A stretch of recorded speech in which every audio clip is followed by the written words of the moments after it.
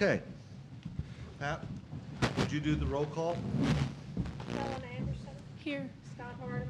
Here. Bruce Horn. Here. Monica Hassel. Here. Mary Kay Jacobson. Here. Mr. Chairman, we have 6 board members present, therefore we do have a quorum. Okay. I would like to motion to the prior board meeting of October 24th. So moved. Second. Those in favor? Aye. This is what happens when you lose a bet.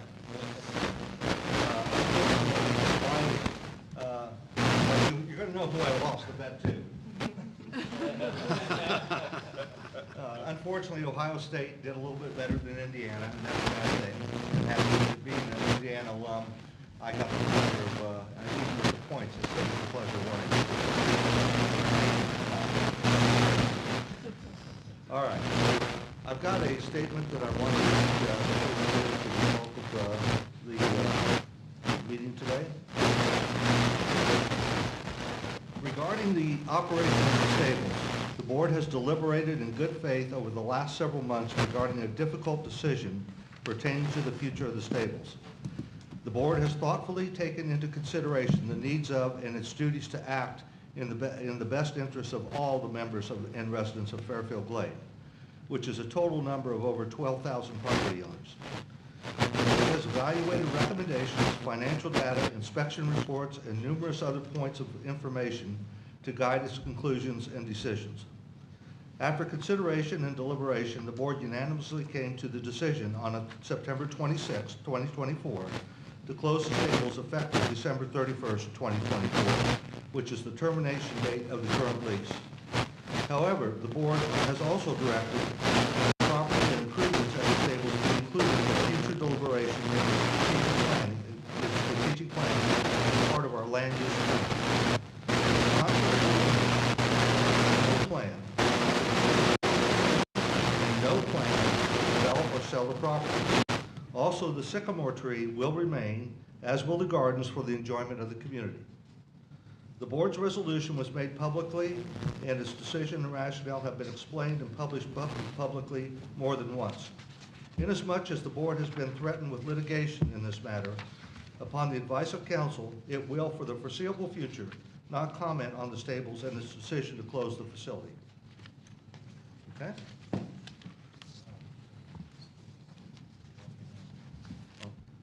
Who's? Jonathan. Oh, can you do it? Yeah, if you want. Yeah. No, that's fine. Yeah. We've had interruptions before. I've had It's not a interruptions problem. before.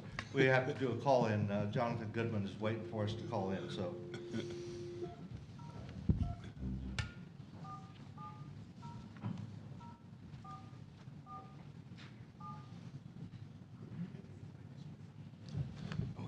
Welcome to the Broadworks Collaboration Center.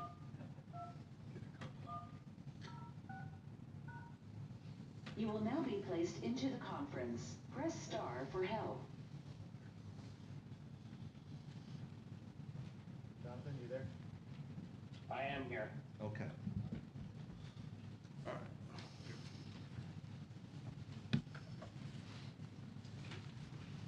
Go on. All right, thank you. Thank you.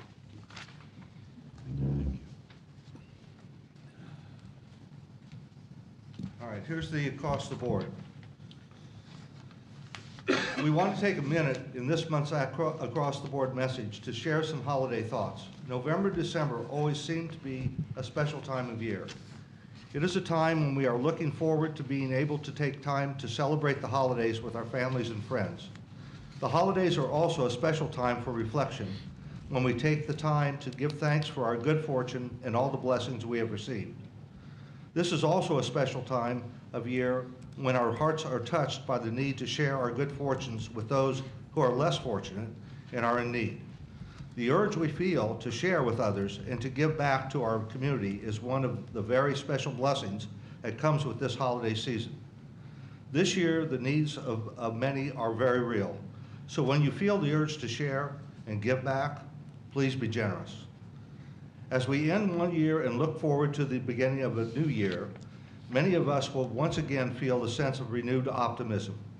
We will have a sense that better days are ahead and that the future is bright. We all share that optimism and look forward to what lies ahead in 2025. We will face continued challenges and the road ahead may have a bump or two, but we remain cautiously optimistic that better times and brighter days are ahead. So on behalf of all the members of our community family, from your board of directors to the senior management team and all of our community club members, we wish each member of our Fairfield Glade community a very merry and safe Christmas and a happy and healthy New Year. We are projecting that we will be finishing 2024 with close to break-even results for POA operational expenses. And this year has been marked with some significant events and milestones. Items this year include police department renovations, St. George renovations at the marina, developed and presented a 10-year capital plan, Druid Hills Complex putting course, the quarry, the garage, and the improved driving range. We are equally confident the community club will be able to address our obligations for 2025 and the list of 2025, 2026 projects as we presented in the 10-year capital plan in July and in our proposed 2025 budget in November. A condensed list of the 2025 capital projects includes expansion of the sewer operations to support our continued growth, provide expanded services and support for our police department, providing the new emergency services complex, providing the Druid Hills project, and additional amenity and facility projects. As we move forward into 2025, we can be confident with the addition of our new General Manager, Bill Ward, our new CFO, Director of Finance, Jason Lambert, Human Resources Director, Candace Neely, along with our other senior management team and staff, that we will be able to improve on our current financial performance into the future. Fortunately, as we continue our steady growth in new housing starts, new residents, and additional guests, our 2025 budget addresses the challenges of balancing the need for growth and improvement and the requirement to support and maintain our facilities and amenities. Our 2025 budget is also consistent with our pay-to-play philosophy, in that it continues to focus on balancing the financial burdens of the community club between our full membership supporting the investments in the community, while members and guests using our facilities support the majority of the operating expenses for those amenities.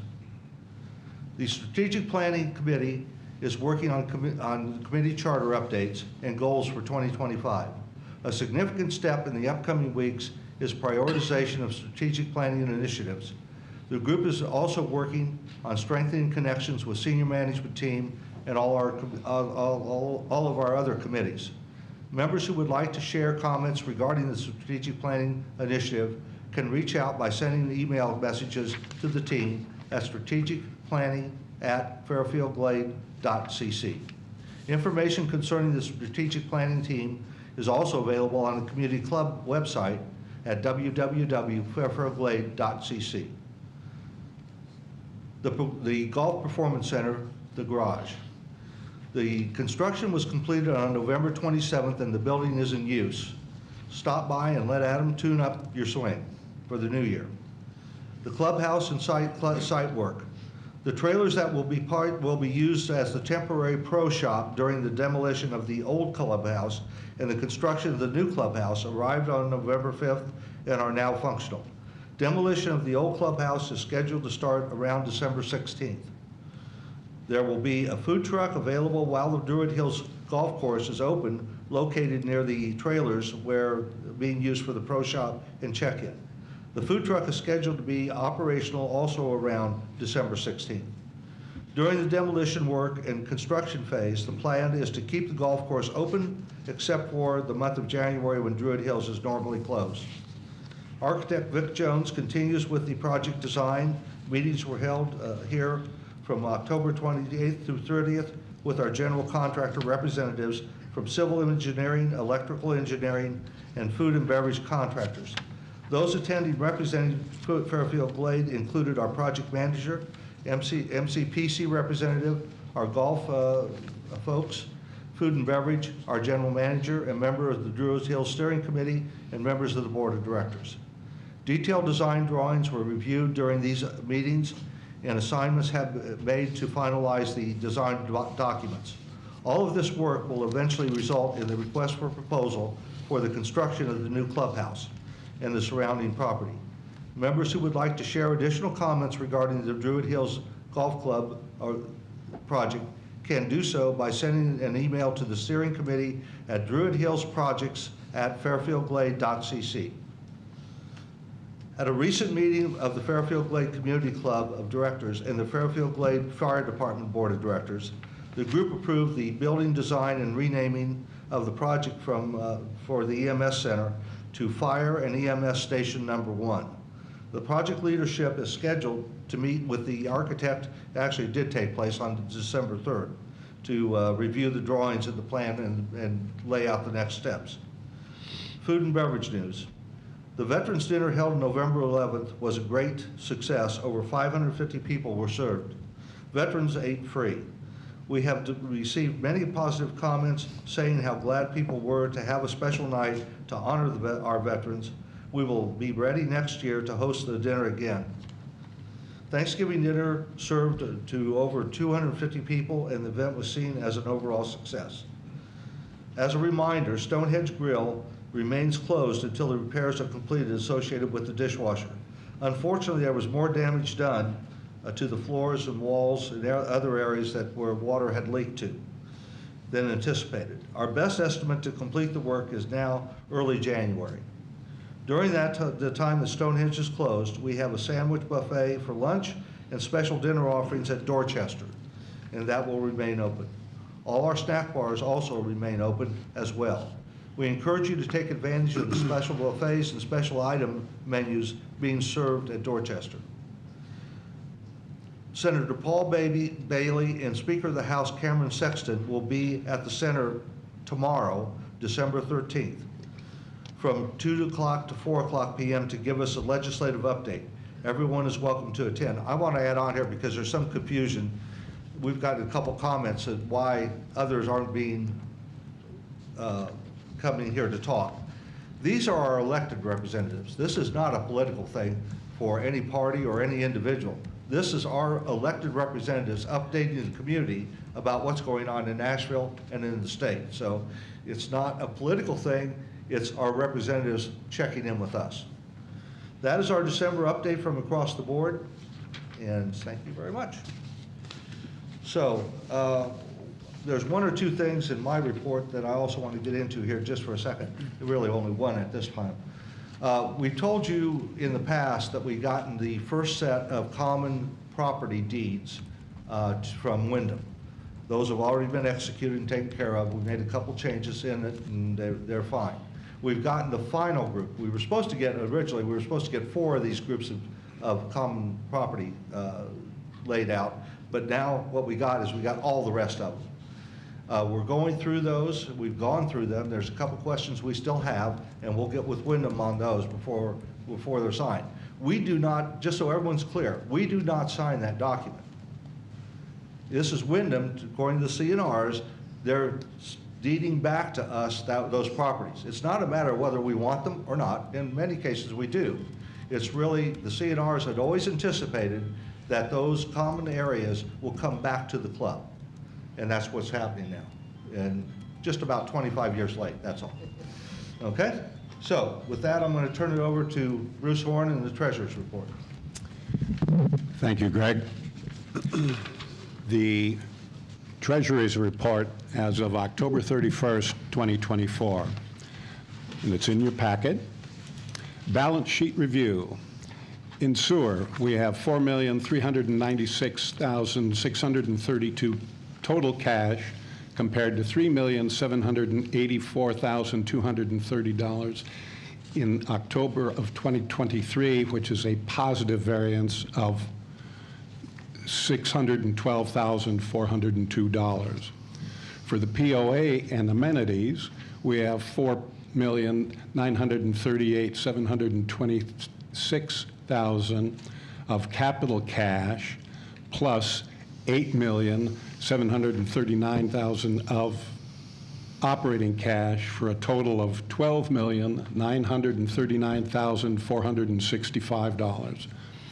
POAs and amenities compared to $12,917,540 in October of last year, which is a variance of $21,925. A statement of activities review.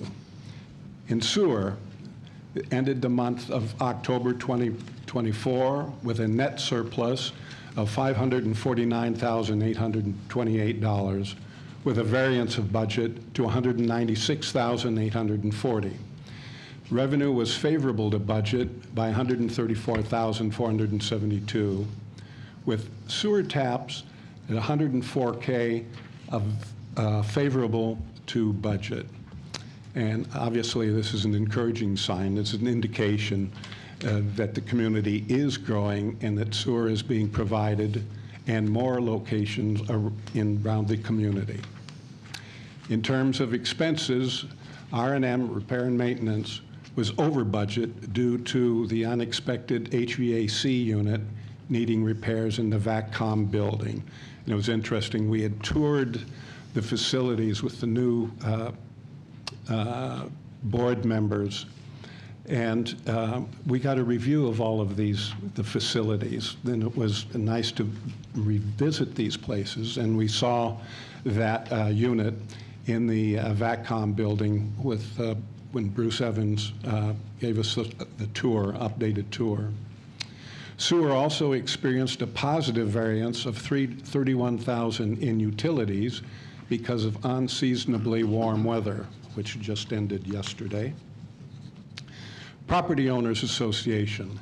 Net operations were $932K against a budget of $1.4,149,000, which results in a subsidy to budget of $217K.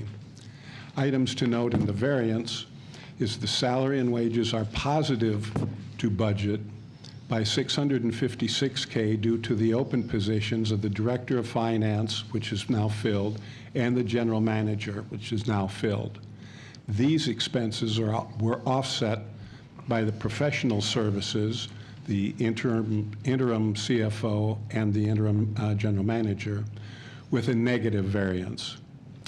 There are two departments which are lower than budget, and that is the fire and marketing. The admin variance is a variance in cost of sales at the cost of post office due to the previous purchase of additional forever stamps, and this was prior to the increase for these items. Along with the sewer recovery of slower recovery of bad debts, and these are assessments which are in arrears from lot owners. Marketing is lagging behind budget with the largest variance in the stay and play expenses, which are lower than by $47,000. Amenities had negative variance to budget of $512K with a net income of $1.1 million compared to a budget net revenue of $1.632 million. Food and beverage had the sharpest decline of $584K. Golf is also behind budget with previously discussed unfavorable weather conditions at the beginning of the year, and then the Hurricane Helene that caused major loss of rounds during a busy time at the community club. Other positive variances to budget have been at marinas at $14K and the center at $167K. Overall, POA and amenities has a negative variance to budget of $217,000 with a net revenue of $932,000 compared to a budgeted revenue of $1,149,000. I'm going to read, by the way, before questions, let me read, Barbara Storr, timeshare rep, is not here today, so I will read her report, and it's out of order, so please bear with me. The timeshare revenues with food. The center for October was 12,865. Racket sports was 1,626. St. George was 10,879. Dartmoor and St. George, pardon me. Golf was 97,000. Did I read the wrong? Well, I'm just a year behind. That's all right. We'll be there. Thank you.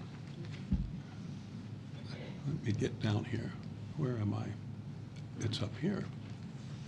2024. I haven't even gotten to 2025 yet. Let me start over with October, which was up, by the way. That was just a comparison, so check to see if you were all paying attention from last year. Thank you. Thank you, Chris. Okay. Thanks, Jason, for catching me. October was 13,493. Racket sports, 2,709. Dartmoor and St. George was 11,882. Golf was 110,718. And food and beverage was 49,090. For a grand total year-to-date of 1,366,065. You can see the room nights were a percentage of occupancy of 76%. So that's the timeshare. I would like to make one observation that occurred to me with the numbers that we give. If there's questions about them, we'll answer them the best we can. But a lot of things come out of context, and I was reminded of it because of yesterday, and I thought it was a very positive moment with all of the exchanges from our community members and their observations. And one was when one of the members came to the microphone to make an observation about, oh my gosh, and I'm paraphrasing, but it's on YouTube, you'll see it, was about, oh my gosh, look at all the police presence here. And that was an observation, and then Chief Self took the floor to add context to that observation. And all too often we see a thing, whatever it is, and make an assumption or an assessment without having the whole picture. And the whole picture was, yes, there were a number of additional officers here, and it was a training for those new officers to be engaged in the community. And I thought that was so positive because people make assumptions out of something they see without understanding the whole picture. And I thought the balance of that was very enlightening and informative to the community. So everything that we see or hear is not necessarily enough unless you have all of the information instead of taking something out of context or seeing the whole picture. That goes back to the numbers that we relate to you in the Treasurer's report. There's a whole lot more, and we want to share that with you, and we'll answer those questions as best we can. And we've got people around us, professionals that can do that. So thank you. Okay. That's my report. All right. I would add one other thing. This is the one time of the year that we're actually a month further behind than we normally are. Since we did not have a board meeting in November, we are seeing October results. November's are being checked and looking at all that and reviewed, and we'll have those for you. But right now, you're seeing October stuff, and it's mainly because we didn't have a meeting in November, okay? All right. General Manager's report. Bill. Thank you. Can you hear me? There we are. To dovetail on Bruce's comment, if you are observing that there are not as many officers here today as there were yesterday, the reason for that is that there are some of those individuals are with Chief Kate in Cookville being honored for an achievement. So that's why they're not here today. They are in Cookeville. So with that, I just have a few things to update. The desilting project, which for 2024 has finally received its permitting from TDEC and has contracts are in place and the work is commencing. We knew that the permitting was being delayed, which was out of our control, so we made the appropriate carryover and adjustments into the 2025 budget as part of the budget process. So anyway, that project has gotten underway and will continue throughout the first quarter of this year, and then we'll cease and then carry forward into 2026. But this is an important environmental project that needs to be done to our lakes, and we will be disposing of the silt in the appropriate manner. With regards to the bocce court update, the wooden posts were removed. The replacement of the steel posts are now in place. There was also an additional metal border edging that was put around. There's the AstroTurf surface, playing surface, comes up over the curbing, and an edging was put along there, and it's yellow. It serves two purposes. The color serves as a reminder, caution that there is that curbing there, and then the metal edging also helps to hold down and that lip of that playing surface as it comes up over the curbing. So that is in place, and with that, they are now complete. We do have clearance from sign off. We will be doing some minor housekeeping and cleaning up of the area in preparation. Obviously, the weather and the timing with the weather is not ideal, but we will be coordinating with the center and sending out communications throughout as to the opening of the bocce courts and the process to sign up and utilize those facilities if you so desire.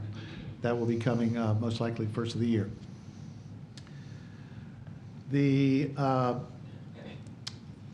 As regards to food and beverage, James is on vacation. She is not here today. I did receive their statement from Bobby Jones Links regarding their operation. We've already touched on some of it. It's basically there are still two primary issues. Their cost of sales go to budget and their payroll. So I have spoken with them. We made adjustments to the 2025 budget projections and what's being approved for 2025 compared to what was budgeted in 2024, but also in meeting with Bobby Jones Links for their proposals and review of specific operational oversight, management practices, and operational practices with regards to the discounts and so forth going forward into 2025 in order to address these areas. So we'll look forward to improvement in 2025 in those areas in working with them in their performance. Along those lines, as a follow-up on this Stonehenge grill renovation, as Greg alluded to earlier, they got in there, our project management team, and the flooring that was originally put in as the dishwasher was removed, there was a intrusion of water into that wall that abutted the former dishwasher. When they removed and did some checking after the dishwasher was removed and removed the drywall, that entire wall was encased in mold. And so it has been addressed by the appropriate air purification and mold eradication firm, and they are replacing that entire wall. Also, in the course of doing that, the water had infiltrated into the service area of where the servers get the tea and coffee preparations and so forth to take to your tables on the other side of that wall, and the floor was rotten. So the floor is having to be replaced in that area as well. There are cosmetic improvements to the carpeting and paint and the like that are able to continue on separately and on schedule. but I will have a formal update tomorrow at our weekly project management team meeting to get a further indication of when we believe we can reopen. But the goal was to be open on or about the 27th of December for New Year's, and that is not going to happen at this juncture. But we will let you know as soon and as quickly as possible. But we've got to take care of these unknowns that happened once we opened up the project, if you will, and found that there was a greater scope of damage than originally believed. There was no way of knowing that until we actually did the work. So that's where we are on that, and that concludes my report. Thank you. Okay. Unfinished business. The revised exterior home amenities policy. Sam?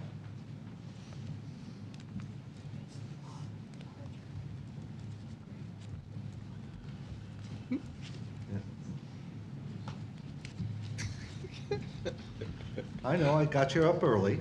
Yeah. Good morning.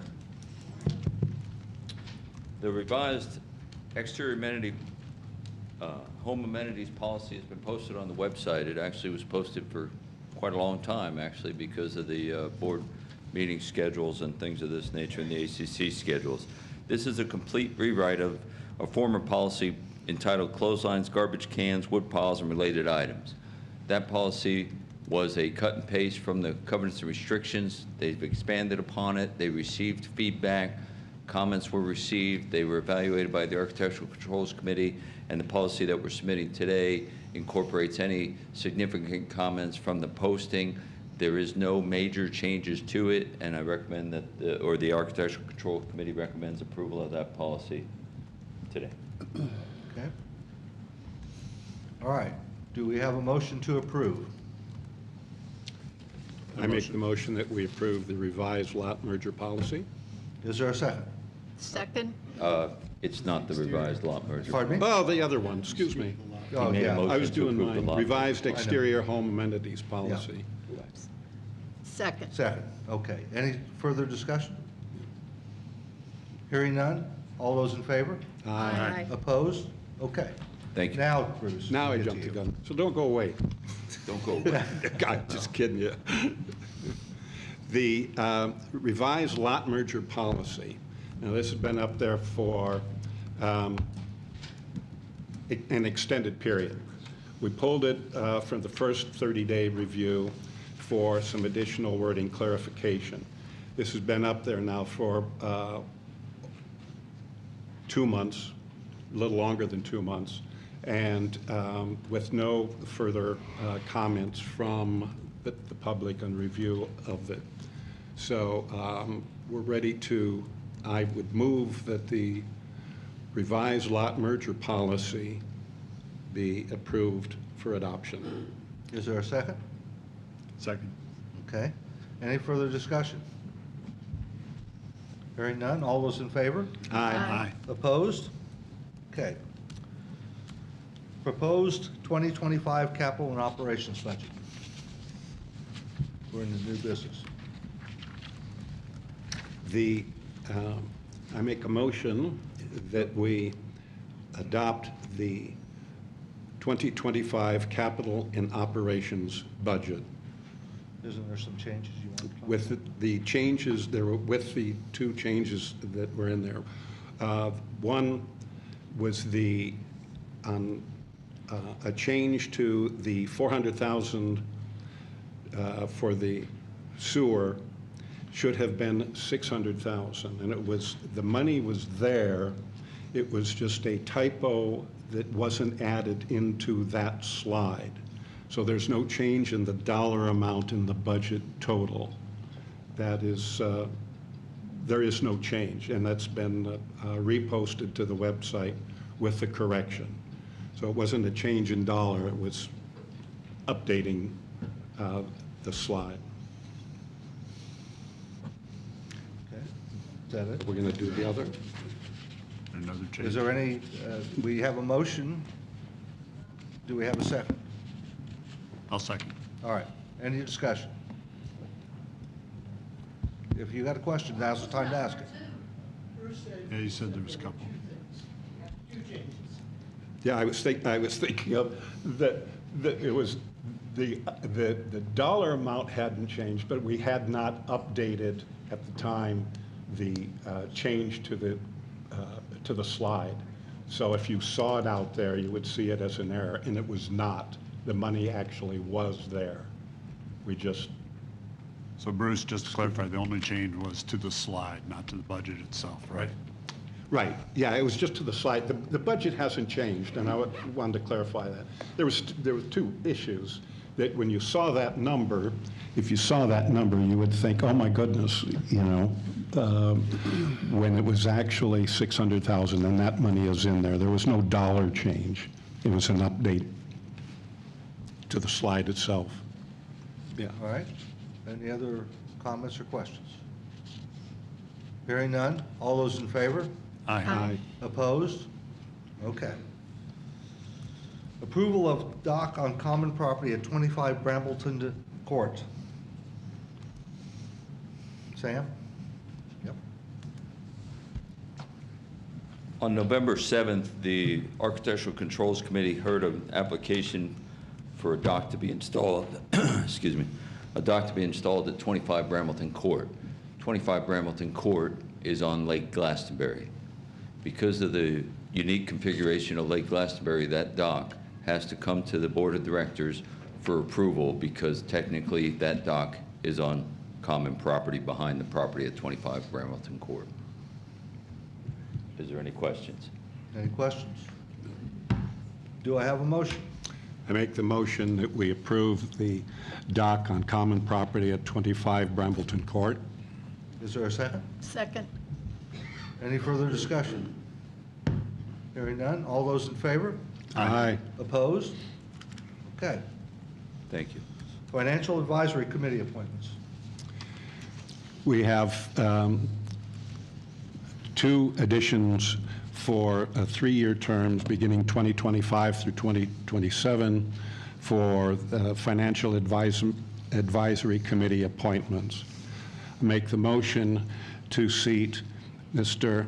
Gary Crevo and David Powell as the two candidates for seats on the FAC, Financial Advisory Committee.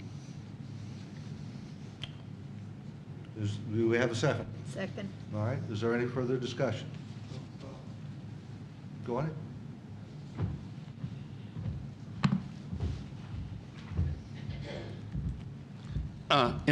Nico Sergio. I've been a community club member since April of 2005. Is this speaker on? Yes. Oh, Yeah, okay. it is. We can hear you. In the past, you didn't announce it at the meeting. Now, have you already told them, or is this how they're going to find out? So they've already been told? Yeah.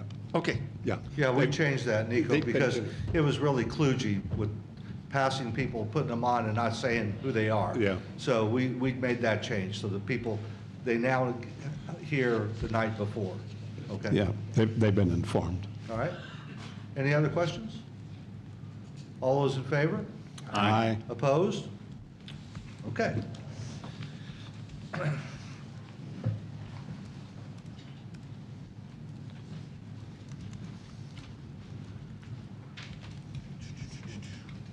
John, where's my button? Who is that? Oh, it's up there. Okay. Who is that? Committees. Oh, okay. Yeah, let's do that before I get up there. So continuation of the steering committee, that's Druid Hills. Because these are special committees, they run out at the end of each year unless we make them available for the next year. So as normal course of business every year at the December meeting, for those that are at what we call ad hoc committees, we extend them. And the one that we have here before us is the Druid Hills one. So I'd like to have a motion for extending the Druid Hills Steering Committee meeting, or Steering Committee to our 2025. I move that we extend that committee. Is there a second? I second. Any conversation? All those in favor? Aye. Opposed? Okay, now we're there. You hit it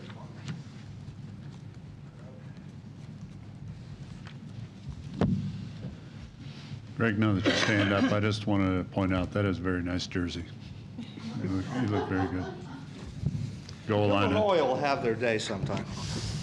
We will have that bet. I'm not sure if I want to bet on Tennessee or not, Jeff. What do you think? Okay. What I'm going to present today is an agreement that we are intending to pass today and to sign today between the declarant and Fairfield Glade Community Club. This has actually been in the works for quite a while. We started the initial discussions on this really just about a year ago. And we worked hard to try to get this thing put together. And we have a good agreement, I think, now. And I'm going to try to take you through all of the pieces of it. And it's one, I think, that when you see all of this, you'll see why it's important to the community. So, the first thing that we want to do is talk a little bit about what the purpose of the agreement is. And I want to be clear about this because this is not a Fairfield Glade Homes agreement. This is an agreement with the declarant. Now, it just happens to be the same person, but in this agreement, we're talking about development of Fairfield Glade, not individual homes construction, okay? Although we're going to get to that. And really what it does, it reinforces the covenants and restrictions that the joint responsibility of the club and the declarant has to develop the infrastructure. And being specific in that, in the covenants and restrictions, the declarant is the person that says where roads go, utilities go, that type of thing.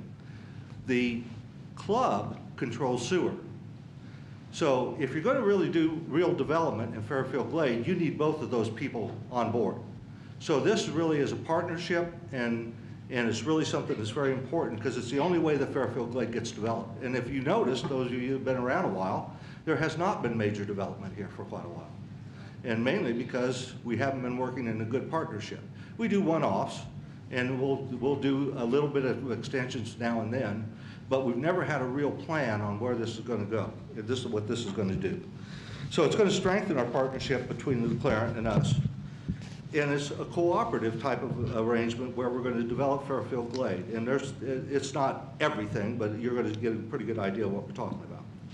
And we hear a lot, and I know realtors hear a lot, and you probably even have heard some from people, you know, we have not honored the promise. A lot of people came here in the 70s and 80s with the promise that there was going to be development. And all they've gotten is land. They've got dirt. And what we really need to try to do is get a plan together where we can honor that promise. So, let's go through some specifics. The term of the agreement is for 15 years and it can renew for 5 years on top of that. I want to be clear what this agreement is, because if you're not, you got to listen to the words here because it's very important that you understand. This only applies to the C lots that we own. It's not all C lots. Matter of fact, most of the C lots are owned by private individuals. So I want to be real clear. This is only the C lots that we own. And I'm going to give you some numbers so you get an idea.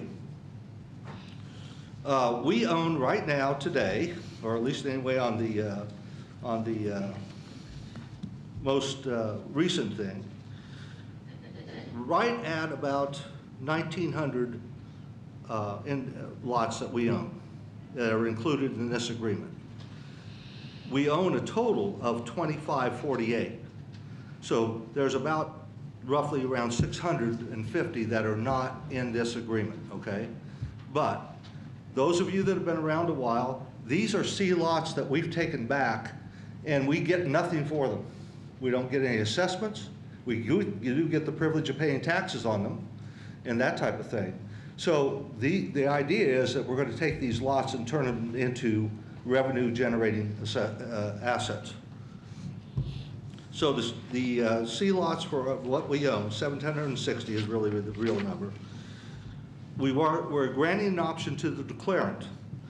He has exclusive rights to buy C lots owned by us, as indicated in Appendix A, entitled the Development Phase Maps. I'll say a little bit more about that later. The declarant has the exclusive right of first refusal for any other of the lots that we own.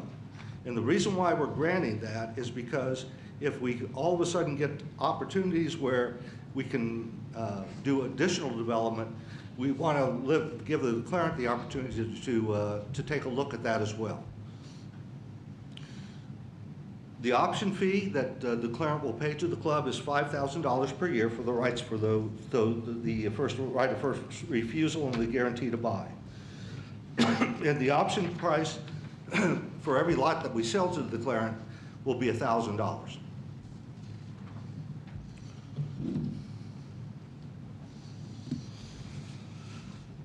Okay, so why is this a good agreement for Fairfield Glade Community Club?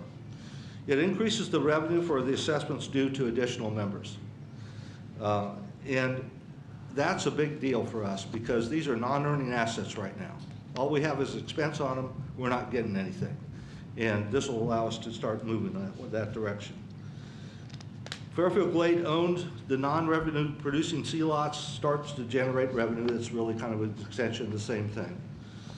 And it helps with the implementation of the 10-year plan and should give us more flexibility in financing the plan. The reason why that's true is all of you remember that we passed earlier this year the amenity reserve fee. Well, as we develop and we put new homes in, that's going to generate more fees. And for C lots, that's a big deal.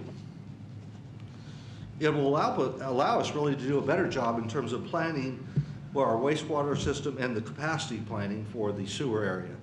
And this is important too because we've jump-started and we looked every year, and Bruce, I know you've helped us every doggone year. What we now can do is probably put out a plan that will have for development for at least 5-7 years, something like that at a time.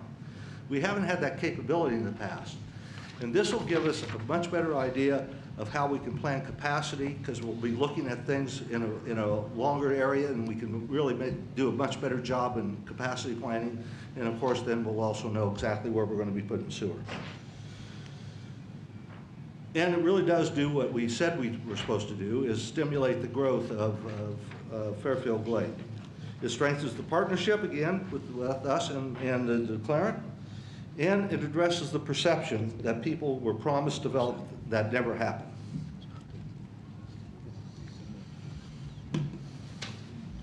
So why is this good for the declarant? It provides clarity for future infrastructure growth on improved road and on unimproved roads. So we'll actually have a plan of where roads are going to go. It will know where that plan is because the declarant is responsible for doing it. It allows the declarant, the Fairfield Glade, to have planned infrastructure development, and that means sewer, that means water, that means roads, that means broadband. All that will be included in that. Electricity, of course. And it creates a pathway for C-lot owners to actually realize value.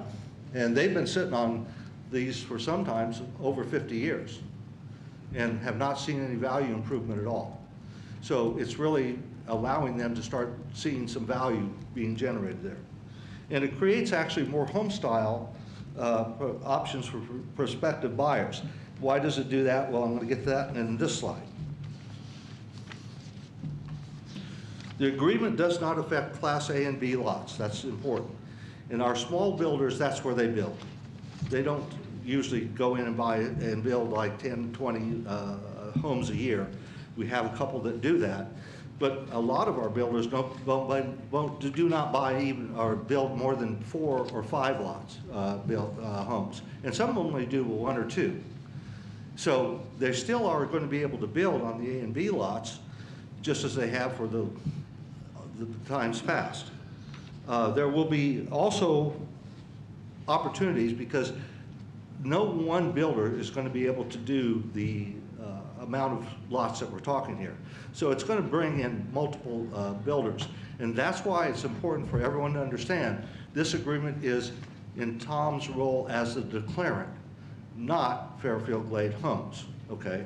So multiple builders will be involved. It won't just be one. And because I'm going to give you some numbers here to give you the scope of this thing. So what I want to go back to is give you some numbers, and I think this will also show you the value that we're talking about.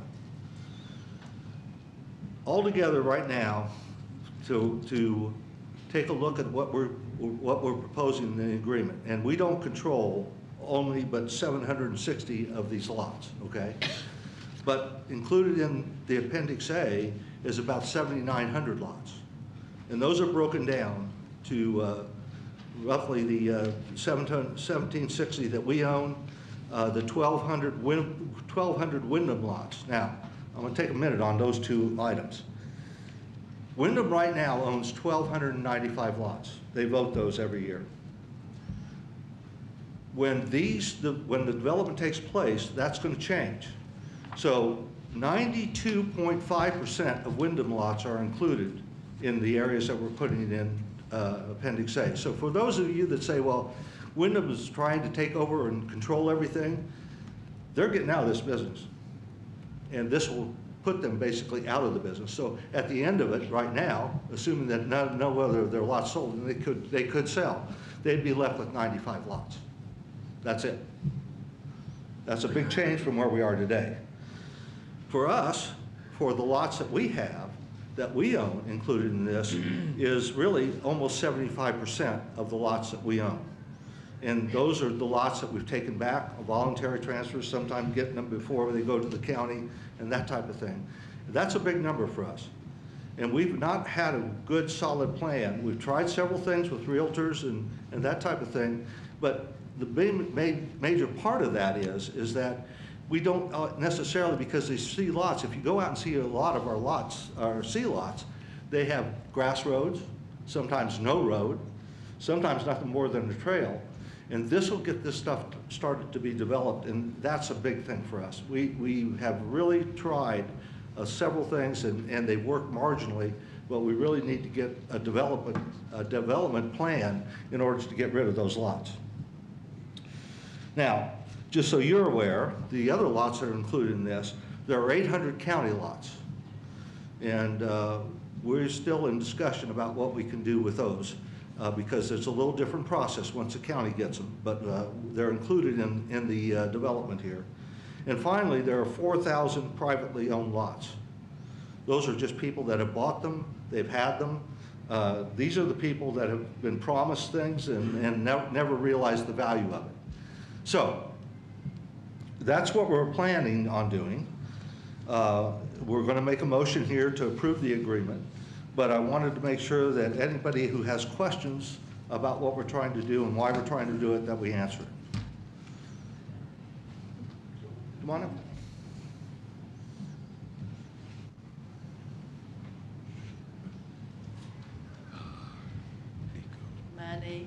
My name is Ellie Kellerman. I've been here since 2005.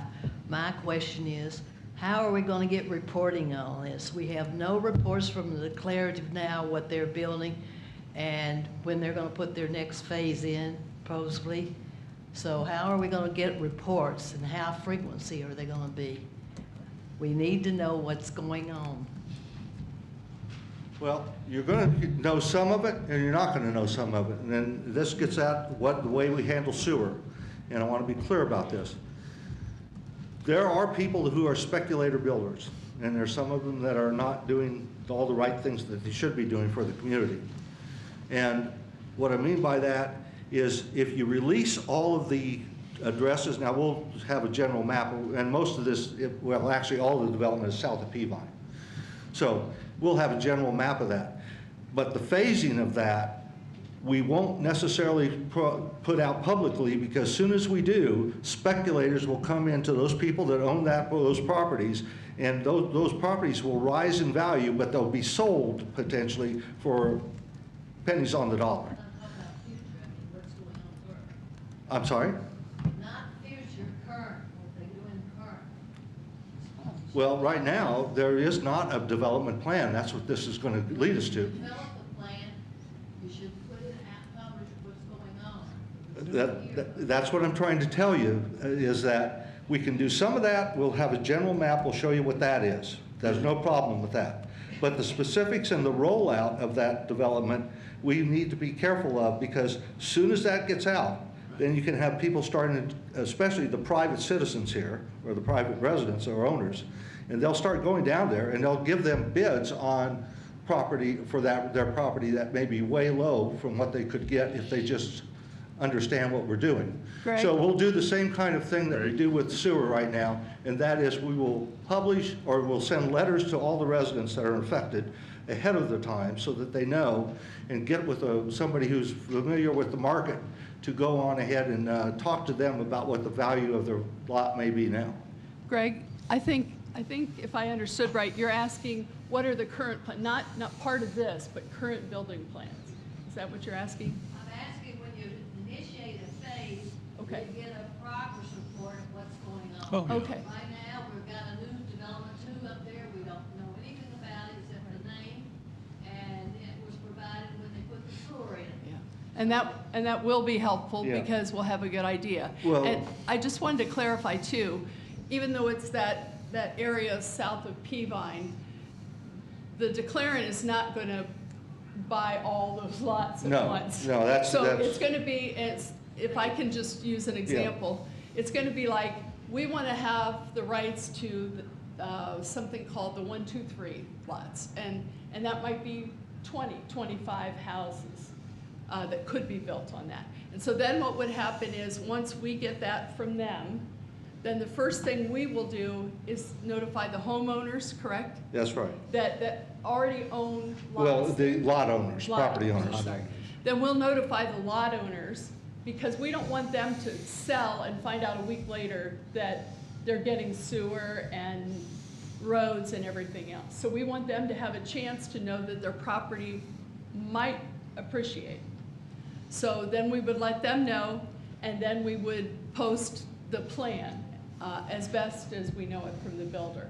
Now, some of the real small builders, we don't get anything from them No. about them going. But we feel like, because they need sewer, they need water, and they need roads, and if the declarant is helping us close the loop on those, then we may have a better picture of what's going on. Ellen, did you have anything else? And that's what Monica said is very important. Even though we're talking about 7,900 lots, not all those are going to be buildable lots. You guys have all driven around our property enough to know that not every lot is buildable. So that'll be something that we'll be looking at. But what will happen as a natural piece of this is that once that phasing's done and we let our current property owners know, then they will be approached, but they'll know that they're going to be approached for people to try to buy their lots, and they may or may not sell. They may be ready to build on those lots themselves. So that'll be part of the process. Okay? Nico Sergio. What I'm interested in finding out if the community club or members would have any input. What I'm thinking what might be a valuable asset to the community is if Anderson and his group were to buy up a group of lots there that are all connected to each other, and that they could put up condominium units or something like that, instead of putting in a lot of individual houses. That's one thing I've noticed when we've gone to some retirement communities. There are a lot more condos or townhouses, whatever, or that type of units here. And I just wanted to know if, during these discussions, if we could bring that up and see if that's practical for Tom Anderson and his group. Thank you. Excuse me. Yeah, I'm sure, I'm positive that we'll have those conversations, but I also want to be clear, that's the declarant's role. That's what they do. Because if they can't sell things, this whole plan just falls flat on its face. So we've got to make sure that, yeah, we have inputs, but those decisions about what's actually going to go on those lots will be the declarant's. They won't be ours. I would just add, I'm 99% sure that you're not allowed to put condos on any of those lots per the way that they're the historic. Oh, yeah, the way they're plotted. I'm pretty sure only the commercial parcels you can put Right. condominiums on, because we have looked at that. I'm not sure about that, but I think per the community, you're only allowed to build certain types of homes on those lots. Sure. It's governed by the declaration, so that, I'm not gonna say you could never change it, but that's a really big hit. Change like If you recall, Nico, we looked at a little of this when we got talking about these small houses thing. And the only way the community could do that is go in and actually change what they call, I think it's called Appendix A and B. And those are specifically platted lots. So they're not ones that are already combined or laid out or anything other than really what would be private homes. That's an expensive proposition and a long proposition. So you got to take a look at where we are, and you know, I never say never, but it would be a difficult thing. Tom?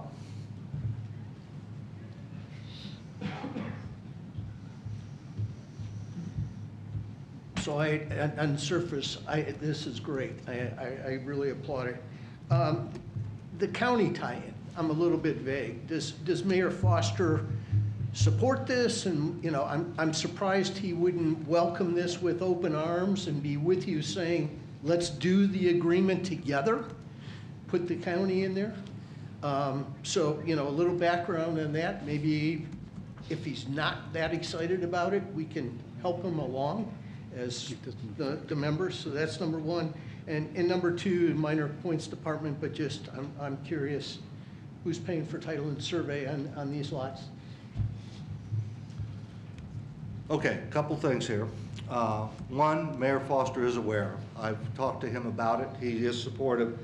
The county has a whole different process, Tom, and that's going to be worked out. The declarant can go and buy some of those lots from the county. We have an agreement already with the county about how we can get lots. We got to work that out between us in terms of what's the best way to go about doing it.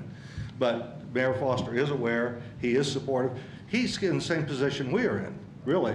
He doesn't want to get all these lots because once they go into him, he's got to sell them. He gets, you know, it's more trouble and tribulation for him. And then you get into, with the county, it's difficult to get a clear title, and it takes a lot of time to get that. So he's not wanting to get lots. He wants to get out of the real estate business as well. But it's going to take some conversation and see what we can do and the best way to do it. Okay? And your second question was what? Typically, the way that works is for those lots that we have, and now I can only speak for those, okay? When we sell that lot, we do it just like any other close. They pay. Okay? And assessments start as soon as the property transfers. Okay? Any other questions? Go ahead. Okay? All right. This is big news, by the way, and I think it's really going to be something that's really going to improve the community, and it will really, I think, help a lot of people in terms of what the promise has been many, many years ago and what they're actually going to be able to get now. So, thank you.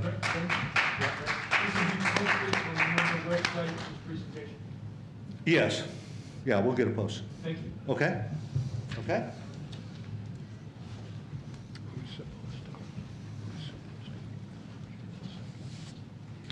All right. I'm going to entertain a motion for the approval of the agreement. I move that we approve the agreement with the declarant. I second. Any further discussion? Hearing none. All those in favor? Aye. Opposed? Okay, thank you. Capital authorizations and expenses. Jeff?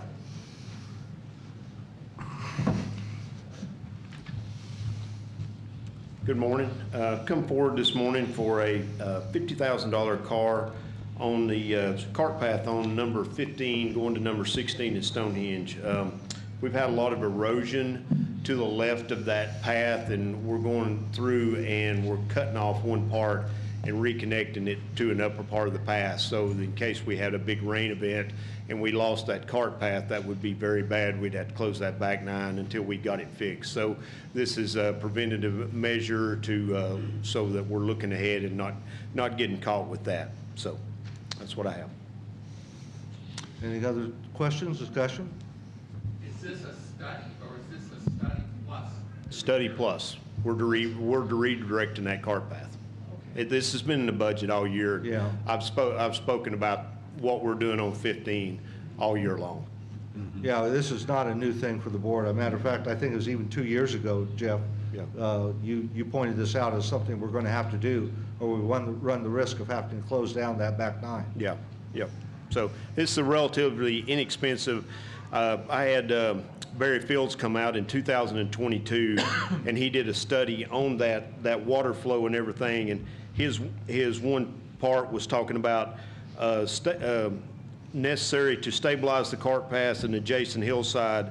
The complete design would be composed of 2 parts, one being stabilization, the other being full structural and architectural design. However, these designs, along with the construction, would cost approximately $1.5 to $2 million, is what he said too. So we're getting this done for a whole lot less and looking ahead instead of doing it after the fact.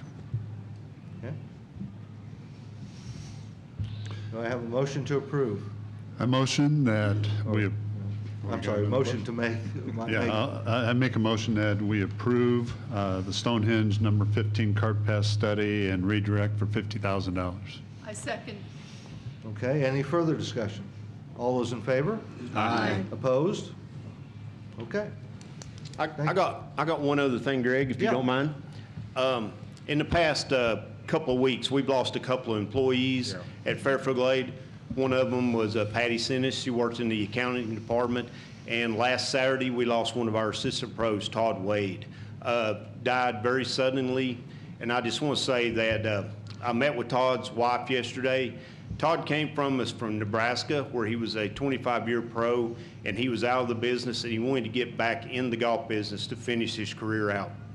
She mentioned yesterday that he really loved working at Fairfield Glade and for what all the people meant to him and what they brought to him, not only what he brought to Fairfield Glade. So we're going to miss Todd, and we're going to thank him for his service to us and to the community, and also for the community for being so nice to all the staff.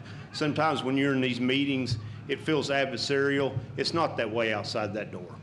There's a lot of good goes on amongst the community and the staff. So thank you. Thank you, Jeff. That's good. Okay. The facility maintenance vehicle. Sam. Food and beverage. No, That's pulled. We pulled that one. We're going to hold it. All right. We, The I'm sorry, food and we beverage- pulled the food and beverage card. We have some more work to do on that. I'm here to present a car for a facility maintenance vehicle in the amount of $68,000. This car is in the 2025 budget. It is planned, it has been planned, it's a routine replacement for a vehicle for my maintenance team. It's a not to exceed this amount, and what this does is by approving this, historically, there may be some delay. If anybody has gone out to buy a vehicle, hey, I've got this couple over here looking at it. By the time we go through the process, the vehicle's gone. So I'm trying to get these pre-approved so that my guys can go out and buy the vehicle when they see it. Okay? Yes, sir. Excuse me, is this a pickup truck or what is it? No, this would be a maintenance van, maintenance vehicle, something of that nature. My maintenance staff have a couple pickup trucks. Most of them have vans. So whatever they can get for the price that we need to facilitate them doing their job. We typically do this. We typically do this a lot with the police cars because they're just very hard to find. And the same thing we found with some of the stuff that Bruce has had to buy, some of the stuff that Sam has had to buy. If you don't get them when you see them, there could be a very, very long delay. What do we do with the old ones? The old ones are normally bid off for auction. Okay, we will sometimes ask internally if somebody's got an additional, there's a trickle effect. If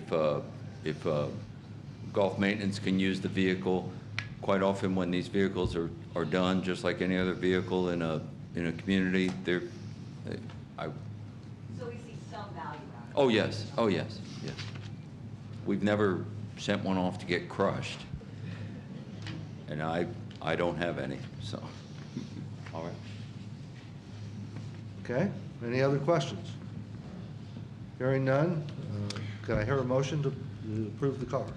I make a motion that we approve a facility maintenance vehicle with the limit of $68,000. I second. Is there any further discussion? Hearing none, all those in favor? Aye. Aye. Opposed? Okay. Stay there, Sam. I think you're up next again. The next vehicle is virtually a replay of the one that I just said. The price not to exceed is $45,000. This one is for my property standards inspector. That vehicle was supposed to be replaced about 2 years ago, but for financial reasons, we pushed it off, and I'm at the point now where I don't believe I can push it off anymore. In answer to your question, I already have somebody internally asking if they can have that vehicle, so. Internally, you mean somebody else who works for Fairfield Glade? Well, another department. Yes. I Another. just wanted to make sure. Yeah, no, it's not an individual. So is it a truck or a car or what? This one, we're going to see what we can get. Presently, my property standards inspector drives a 2010, I believe, Ford Escape. So we're going to get whatever we can for it. And I'm wide open. If it's a hybrid, if it's electric, if it's used, if it's new, whatever we can get for that price is what we're going to get. And it's not, I'm not going to get a BMW or something. Yes, sir. If you look at car reports, trucks outlast regular cars by 50%, if not more. So I'm just curious if there's a possibility of getting a pickup truck. There is. See, when we bought this vehicle, there was a theory that the ACC was going to ride around in it, and we needed some more space. We don't need that anymore. The Architectural Controls Committee, when they go on the tours, has a bus. A car would not probably do this. We try to do the vehicles, the trucks, to look forward in the future. What else can this vehicle be used for? Additionally, we have to take into account whether or not my garage can repair it. Okay? If somebody buys a new vehicle that my staff doesn't have the ability to repair, I have to incur additional costs in that regard, whether it's service manuals, computer systems, and so I try to buy vehicles that are going to fit the job and also be longevity and easily repaired. Okay, all that takes into account. Any other questions? Yeah, go ahead. Oh. This is Property Standards Inspector. Does it say committee? No. No, it says Property Standards. This is for my Property Standards Inspector.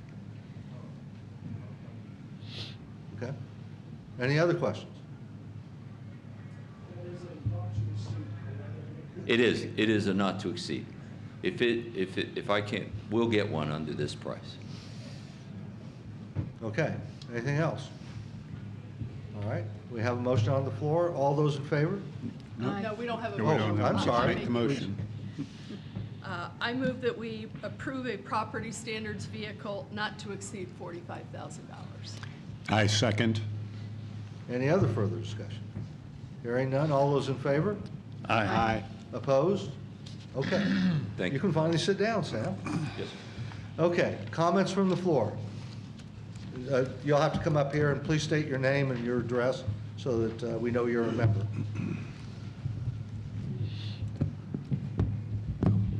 Diane Johnston, 108 Chatham Lane. I've been a resident and property owner here in Fairfield Glade for 25 years. My husband and I were drawn here because of the beautiful environment and also the sports and activities that are here.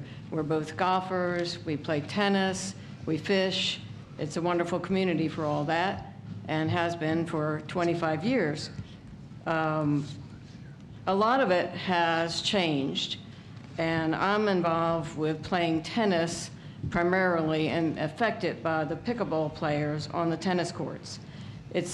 We had at one point 4 inside courts, 4 outside true clay courts, and 4 other hard courts.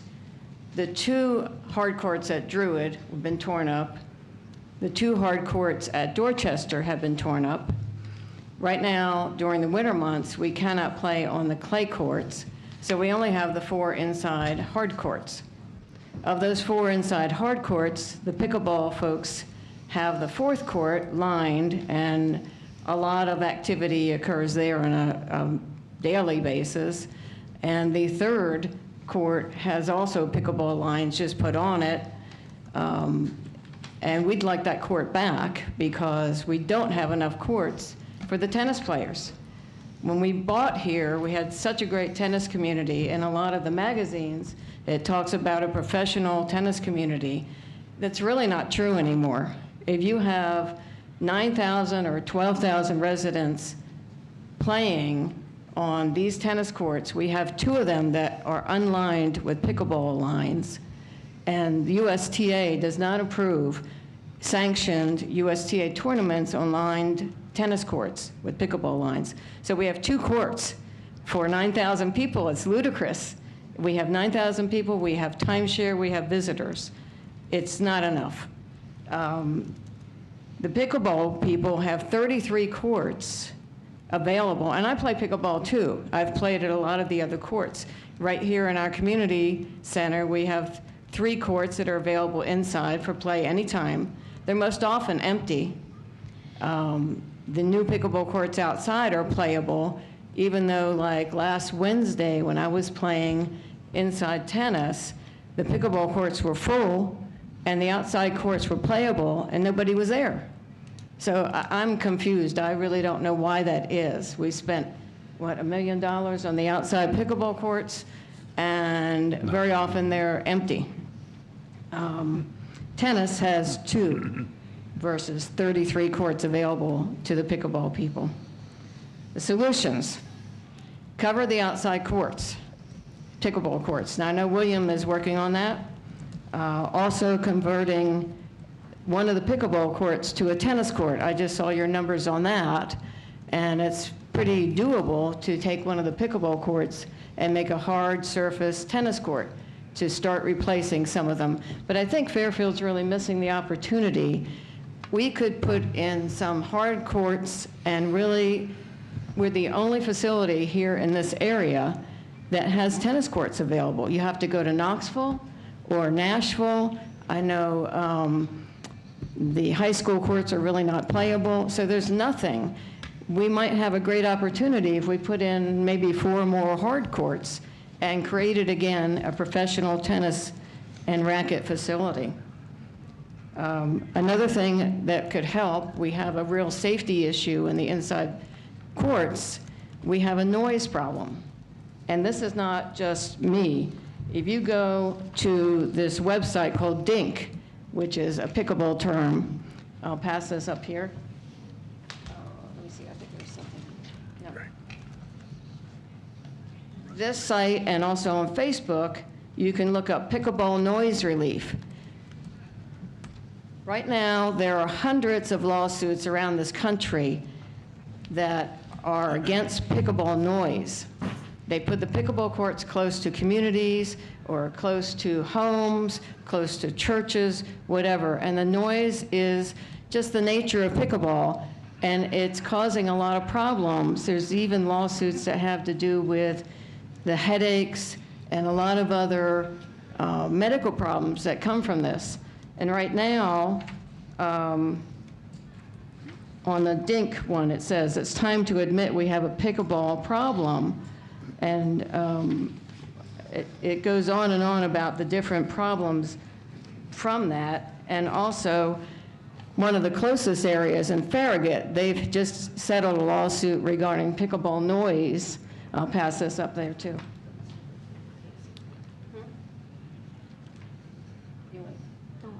Okay.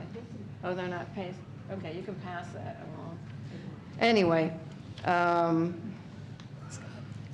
we would like to get our 3rd court back and have the pickleball lines removed so that at least we'd have 3 tennis courts to play on. It's just unheard of for this number of community and residents and timeshare.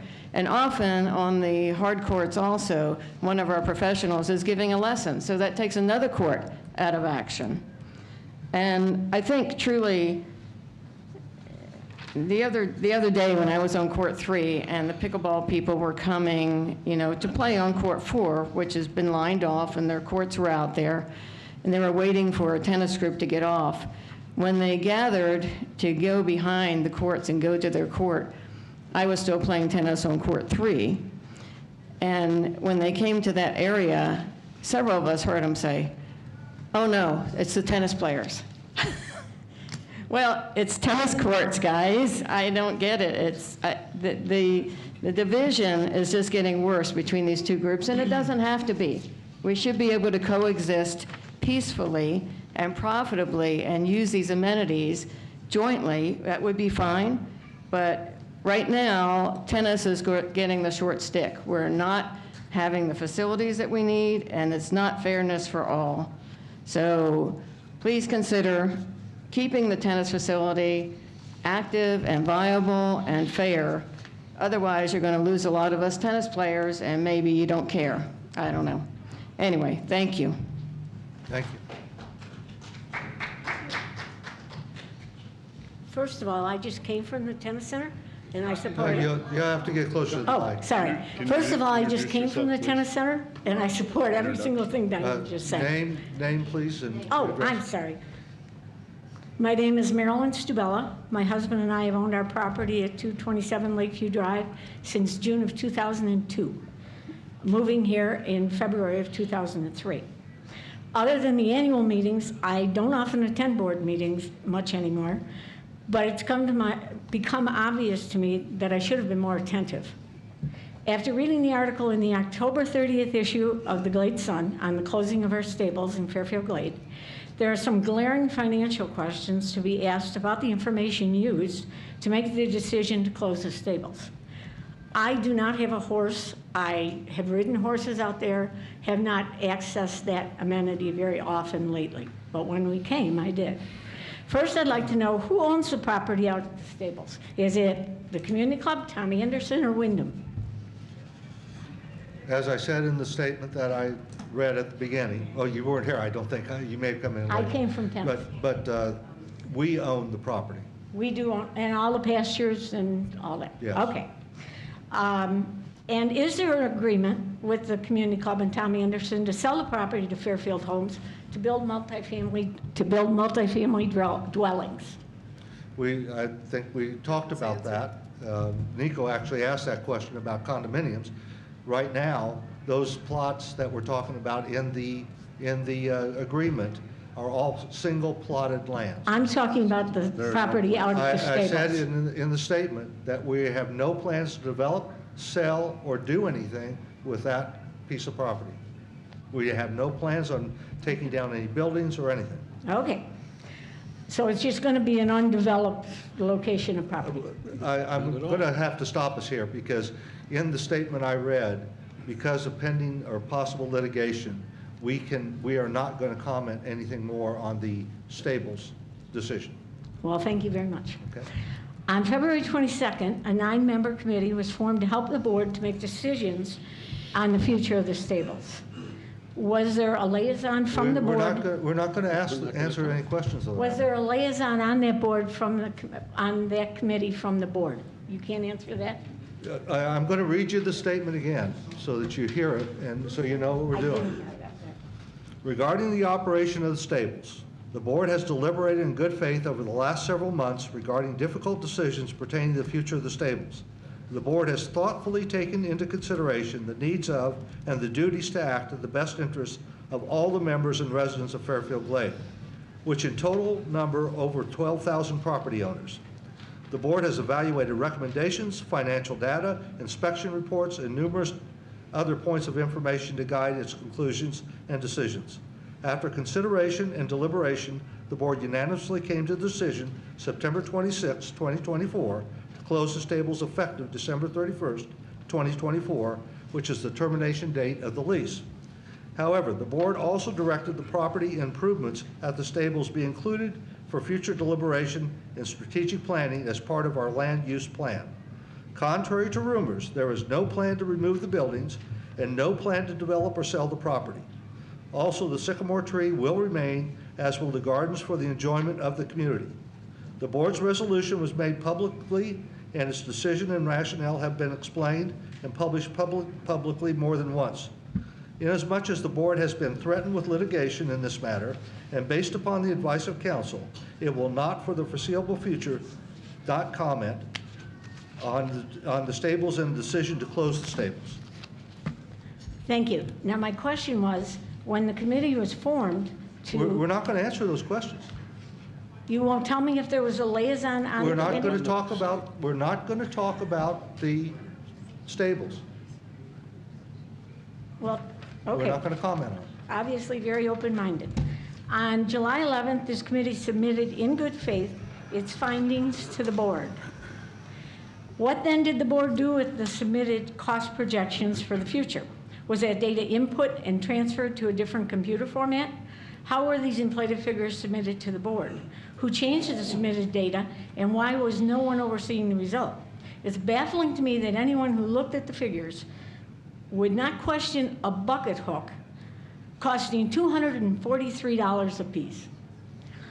Common sense would raise a question about that figure in itself. As I understand it, the tack and the trail horses have already been sold, so the cost for reopening would be prohibitive.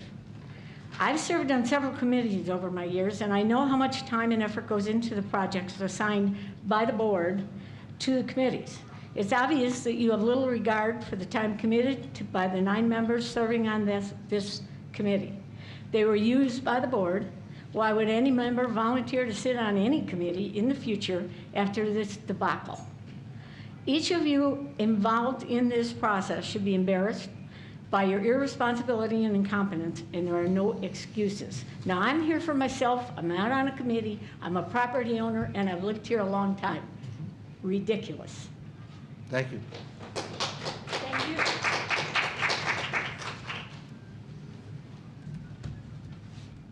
Okay. Good morning, everybody. Can you hear me okay? First of all, let me say Merry Christmas. And also, thank you to the law enforcement. Thank you for your service. Could you give us your name? Yes, I will. My full name is Dr. Arthur J. Lendo. I'm a retired CEO.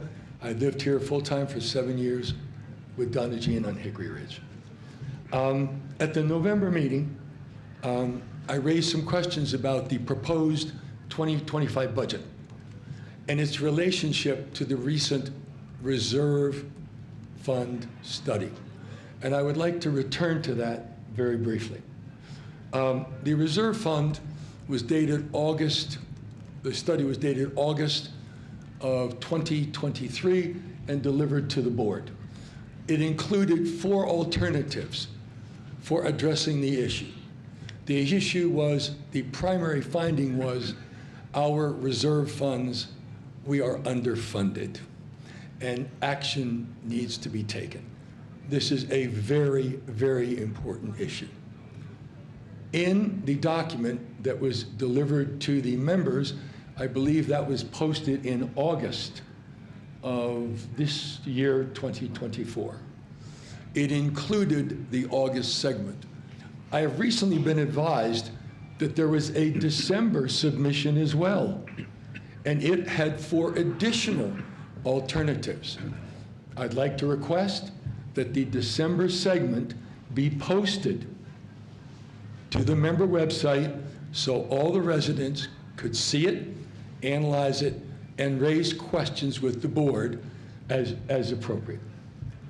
Number 2, at the November meeting, which I think took place on the 14th, the board and senior management indicated that they were utilizing or considering a format that had a 10-year model with a 52% funding rate. I have not seen any data on that, and I would like to make a second request that any documents, such as bar charts, other documents, or any kind of a pro forma financial statement for 10 years of what the board intends to do at this, I guess, 52% rate. So, Greg, 2 requests, please. Why do I raise this today again?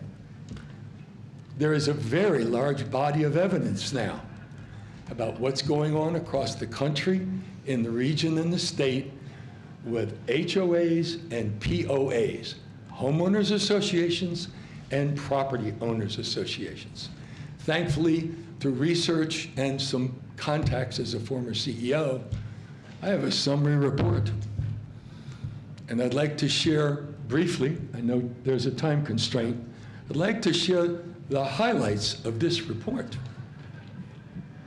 Near the top of the page, look carefully into the community's reserve funds, which are needed to ensure repairs, renovations, deferred maintenance, and cost replacements. Check if the community is putting enough money aside for big expenses.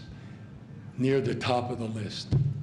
This report says, and I address the board, there are 7 hotspots in the country now for boards just like this. And this reserve fund study is near the top.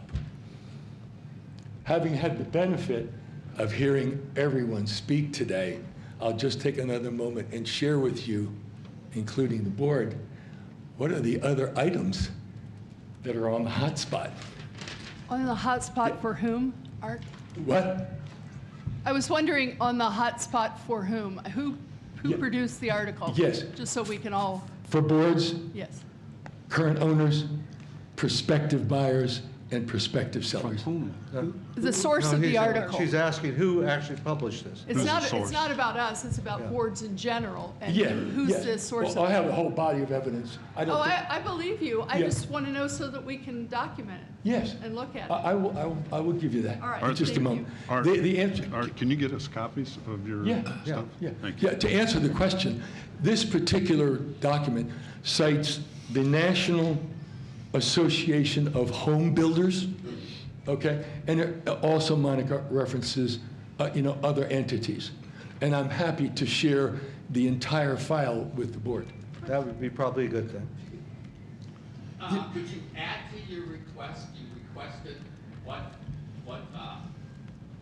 repairs and stuff would be done at the 52%. Could you add to that what will not be done? Because we don't have enough money. About the 48% that won't be done. Yeah, just to continue, once again, I have the document. Just to finish this point, top of the list, amenities and associated costs. I'm not asking the board to comment. Number 2, pending litigation, disputes within the community. I've already mentioned the reserve fund, inquiries about special assessments, legal documents, including covenants, bylaws, fee schedule, rules, and regulations. So once again, I'm happy to prepare this and would be happy to meet, Greg, with whatever committee, if it's the Financial Advisory Committee or whatever. A group of us have gathered a very significant amount of documentation on this subject. Like I said, I'm happy to add that. In summary, once again, if you have not had the opportunity to read the report, I believe it was placed online in August of this year. I'm not sure about why that was, but clearly from August to, from the previous year of December, August, the second part of the study was not released, and I believe there are more options. And we need the opportunity to take a look at that and to provide feedback. I would also tell you that a group of us had follow-up conversations with people who are in these organizations that are involved, and they were all very clear that we're not alone in this. These are national issues. They're happening everywhere. And I must say that having read this and today's presentation, Greg, I must say that your presentation today about the declarant is a very, very important step. And I applaud the board And I also applaud this board, for being the first board to actually commission the study on the reserve fund. It is my understanding that it's never been done before. That's true. State law. It was state law. Yes, yes, I agree. So What? I'm going to stop you there. That is not true. There is no state law that requires us to do a reserve study. Yes, there is. In Tennessee? Kenneth? Not for this organization. We are POA. The law you're talking about doesn't apply. Can we give Kenneth a microphone, please? Well, may I finish? And I'll step down. Let me conclude by saying that, once again, this is a very, very important issue. In 2023, 65% of all the single-family homes built in the United States have attached either HOAs or POAs. Once again, there's a large database emerging, and there are a lot of things that we can all learn together as we go forward. Thank you. Thanks, sir. Appreciate it. Okay? Kenneth, do you want to answer the question there on the state law? I can get that information to our president, okay? Thank you. Okay. My name is Beth Jones. I live on Hickory Ridge Lane. I have two things. What, if anything, has been salvaged from the Druid building before it's torn down? This may have been addressed before and I missed it. All of the items were put up for auction, and members as well had the opportunity to participate in that process. The auction generated right at about $12,000 in money for the club. The rest has all been, it's completely gone. The building is scheduled for demolition. So there's nothing in the building? Nothing as far as what's salvageable. No. Okay. The other thing, and this is basically a statement, I understand that the gentleman from Fall Creek Falls Stables has been in contact with Greg Jones. I'm only hoping that something can come out of this and the stables will reopen.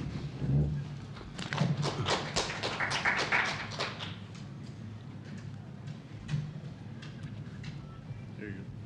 Where am I at here? Come around this side. There you go. There's the Okay. microphone. Am I okay? Okay. Please be patient because I have to memorize everything. I listened to the September 26th or 7th meeting. Your name? Your Oh, name, I'm sorry. please. I'm Brenda Noland, 10 Kingsborough Lane. Bought the property in fall of 2018 and moved into our new house in February of 2020. My question is just, you mentioned in that September meeting that you had a meeting with Cameron Sexton relative to a 2/3 versus a 51%, 2/3 of the residents versus a 51% of the voting people that actually voted to make an assessment on, or to pass an assessment on a non-essential amenity. I just want to know what is the difference between a non-essential amenity and a regular amenity. Maybe I'm the only one that doesn't know this. Well, I'll give you a little bit of that. Let's make sure we have the facts straight. There's a state law that has been put into effect, signed by the governor, that says that if it's a non-essential amenity, 3/4 of the property owners, not the voters, 3/4 of the property owners have to approve that expenditure. Special. Now, a non-essential amenity is things like golf courses, pickleball courts, anything that's non-essential. Essential things are your roads, street lights, things like that. Utilities, water, sewer, those kinds of things. So just about everything that we do here that we call an amenity would be a non-essential amenity. Does that help? Yeah. Okay.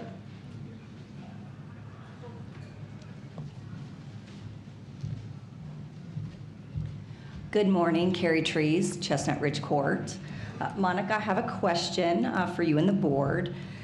The CNR and the bylaws were a really big deal with the last two elected directors for our board.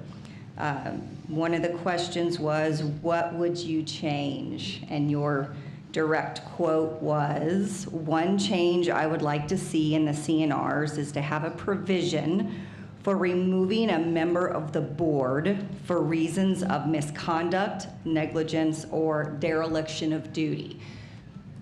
As a member of the community, we would like to know, has that been addressed? Thanks, Gary.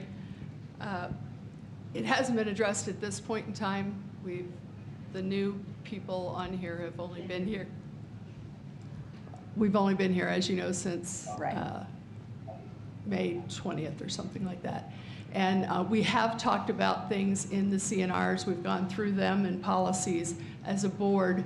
And I think when we get to that priority point, I still intend to bring that up.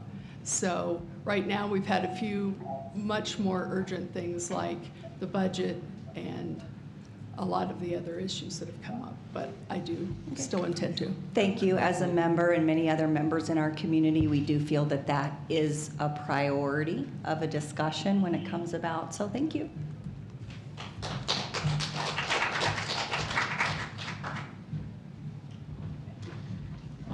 Tom Ratcliffe. A couple of things. I first want to thank the group that got together yesterday and came at the workshop. They did a great job in expressing their point, trying to make the case, and I think that has to happen more, so I thought it was great. I go on the flip side. Yeah, the board couldn't comment because of the legal side, but I did feel that there was a lot of engagement by the board, and my only hope is, as I said before, I don't have a horse in this game, so to speak, but there needs to be a process, and I think there'll be one. At least I hope there will be one. So I want to take and do that. The next thing is the budget. I know it was a lot of work, especially this year. There was changes that were being made for those of us that come before the board on a regular basis and have watched it. There's change being made. It's slower than some of us would like, me particularly, but there is some progress in that, and I hope it'll continue. A couple of other points, though. Bruce, you made the comment, and I thought it was good in your observation and your analogy with the police department. So let's carry this forward, because what really took place is someone raised the question, okay, because they saw the presence. Question was raised, and then it was immediately clarified and solved. But they had to raise the question. That's the key. They had to raise the question, and sometimes we take for granted, and I think, and I'm using the board as the example here, that if there's no question, we don't have to talk about it. Okay, we don't have to raise the question. And I'd like to see the board more proactive in heading off some of the questions. So let me take it to real life financial piece of it. We get the paper. I've said this before. We get the explanation of, it's called the treasurer's report, but it's the verbiage. And it's the highlights is what I'm thinking it is. So, Bruce, and I'm just taking the example because it's the treasurer's report, you went down the list. Now, when I look at, from my perspective, and again, heading off questions. So, the community maintenance piece on here, and I didn't ask it because we weren't asked if we could ask questions at this point. Community maintenance basically is $315,000 favorable to budget. Why isn't that an important issue that would be in the document? And you didn't cover it, okay? So my point is, yes, I'm asking, and I ask a lot at different meetings, and you all get kind of perturbed at it. What I'm taking and saying for the members, don't make me ask. It's a big number. At least to me it is. Maybe to you guys it's not. The center and recreation. Look at that number, $167,000. It wasn't talked about at all, okay? So I understand your point, and it's well taken. Help us, okay, by heading off some of the questions. Then I wouldn't have to ask. Okay. The last piece on my my rant today is, so yesterday in the workshop, there were questions being asked, and Greg, you made the comment that we're going to change things in the future and have requests for some of these questions, okay? My perspective, as I've always said, is a lot of that discussion helps those in the audience that are probably not going to go online. So that's number one. The second piece is, and I don't know how we're going to do this, but the pledge was made when you came on board, Greg. We're going to do a lot more. We're going to listen. We're going to get you answers to questions. And you have in some cases. But like yesterday, okay? There were a lot of questions asked. Not all of them were answered, and we saw some of that not even being captured. But I'll take it a step further. Bill, I apologize. You're on the spot. I asked a question yesterday. Our contract with Bobby Jones, who's responsible for maintenance on it, on the facilities, and if we are responsible, are we doing inspections? I didn't hear anything today that answered that question other than we're spending money, more money, on Stonehenge for all the stuff we uncovered, which leads me to believe, were we inspecting if we were responsible? And if we weren't, and it's in their lease, then why are we paying? Thank you. We are responsible for maintenance, and I'll just be, as I always say, frank and honest. I wasn't here at the time. I don't know what the decision processes were that went on, but the flooring in that kitchen, despite items that were pointed out, there was areas that were not taken and addressed at that time. So I cannot speak to that because I wasn't here. That's history.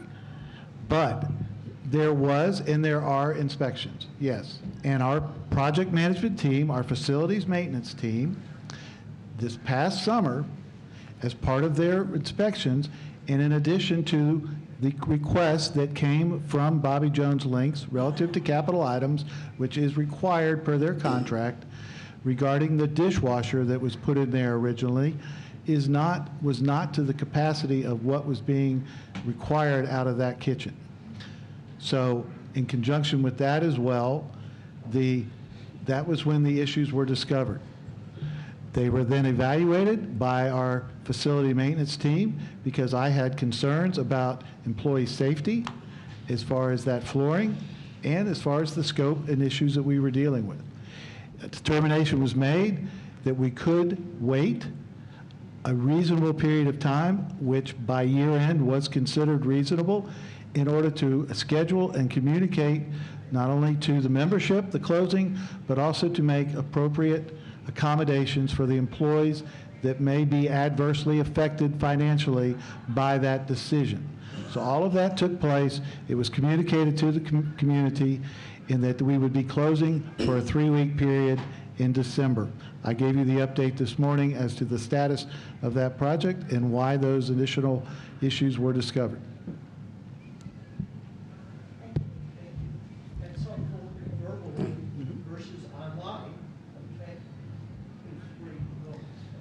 Yes, and what I was speaking to yesterday is often many of these questions are, in fairness, you have given deep, and not just you in general, I'm speaking, the community, careful thought and consideration and planning of the questions that you're bringing. And many of them are very detailed. And in fairness to myself, Jason, and members of this board, it's not prudent or possible to give a thorough and complete answer in real time on the spot. So in those circumstances, I do not think it's not being transparent. To the contrary, I think it's fair and reasonable to ask that that question be submitted, and we will get you, as well as the rest of the community, a appropriate answer that is on file, so we're all not hearing things perhaps that we often think we heard something, but we maybe didn't hear what was actually being or attempting to be communicated. So then we are all literally singing off the same sheet of music, and we have a record. I think that is a very reasonable and doable process that I hope that the community would agree and support, because I think that's going to produce better results in long term rather than just trying to recollect what we may or may not have said. So that was what I was referring to yesterday. I don't believe I was able to complete that thought process. Thank you. So Bill, and I appreciate that, and for me personally, because I'm the one that asks a lot of the financial questions and so forth, to go back a little bit in history, give you a little quick update. The times I've been coming to the meeting, I've been told a lot that the board in executive session gets all kinds of financial reports, all kinds of data. We get a little piece, and I know that's going to be in the process of changing, but we get a little piece. So a lot of those questions, I'm assuming, that are being asked in executive session, because I don't see it. I don't see the executive session financial discussion, nor does anybody here. Okay? So we're asking those questions assuming the board will be, or has asked, or will be asking on it, so that you have the answers to those questions already from a financial standpoint. That's my... Well, I would also offer you're certainly welcome to forward questions in advance of meetings, if that's helpful.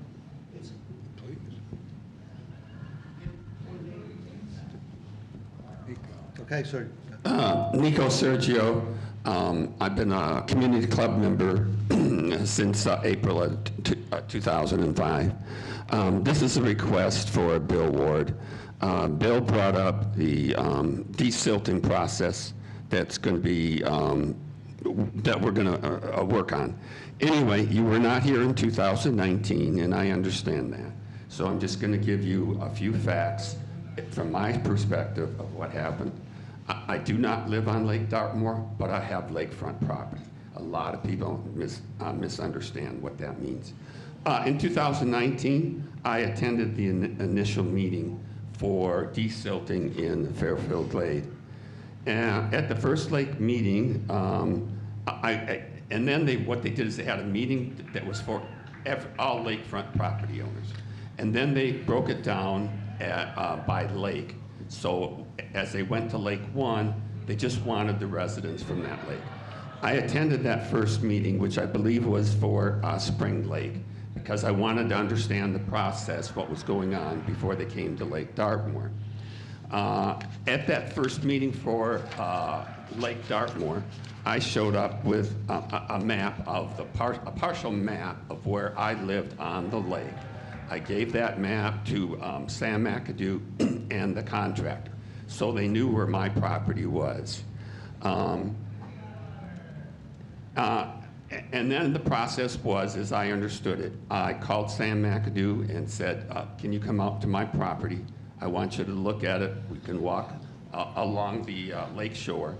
And I want to, what happened is, under the contract, as I understood it, the contractor would do so much desilting in all along the lake, or in certain areas of the lake.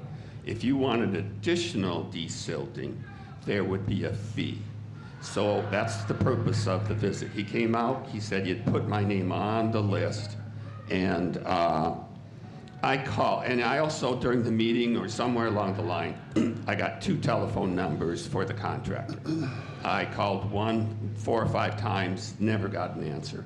The second one, I never got an answer, but I was able to leave a recording, a message, and I never got a call back.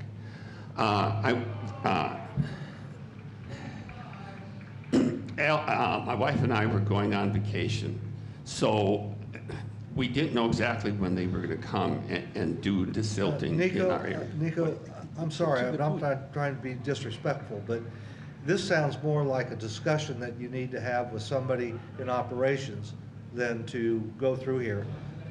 I think this is public knowledge. There are Well, probably then- 2,000, there are then- probably over 1,000 people that live, have lakefront property, and So they what? need to Nico, know, and there have been a lot of Nico, complaints that I've Nico. heard, that people did not get the service they wanted.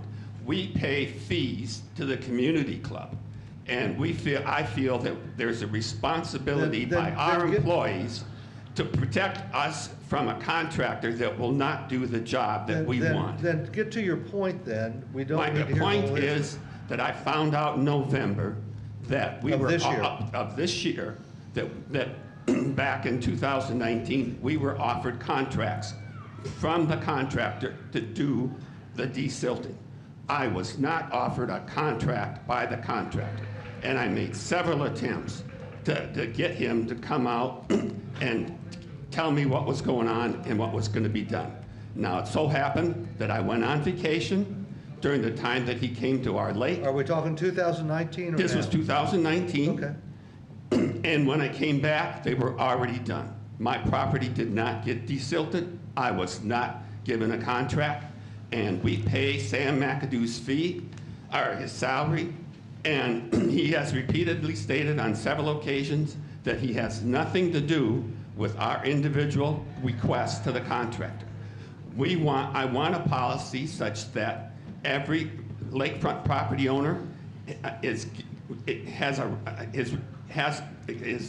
personally contacted, either by registered mail or something, so that they know what's going to happen, and if they want a certain service, and I want to follow it. Now, this year, Sam has said they went around and did sonar readings, so they know what the depth of the lake is in front of your property. I also want a follow-up, so after they've done the work, we get the depth readings to see if the individual property owners get what they paid for, how much silt was taken out at that location. And our general manager, I believe, is the person that we should be that should be in charge of this. He wasn't here in 2019. I'm not blaming him, but there's over 1,000 property owners that I think did not know what was going on, and we need to do a better job. Okay. Thank you. Thank you. I would like to address this Okay. question at the I'm glad you're here, because I was about to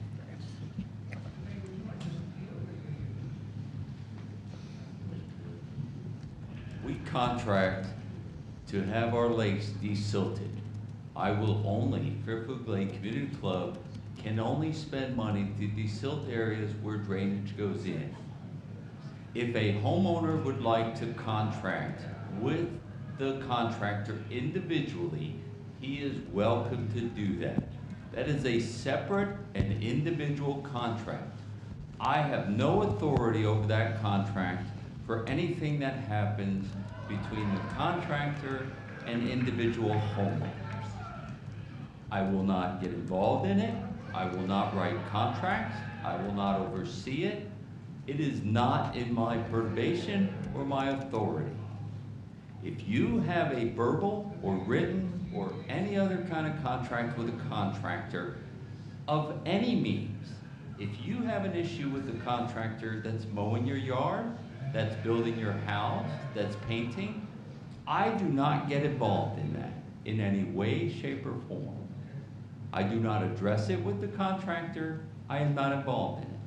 We will not and cannot financially go around every single linear foot of the lake and remove. That is not fair to the homeowners, and that is not fair to the other members of Fairfield Glade Community Club. So any coordination between a homeowner and a contractor is solely between the homeowner and the contractor. Now, I can tell you, and this is true, I received one complaint about that contractor in the entire time that he has been doing the work. And that one complaint came in over a year later. Now that contractor is here now. If you want your lake done, you know when it's gonna happen, and you approach that contractor.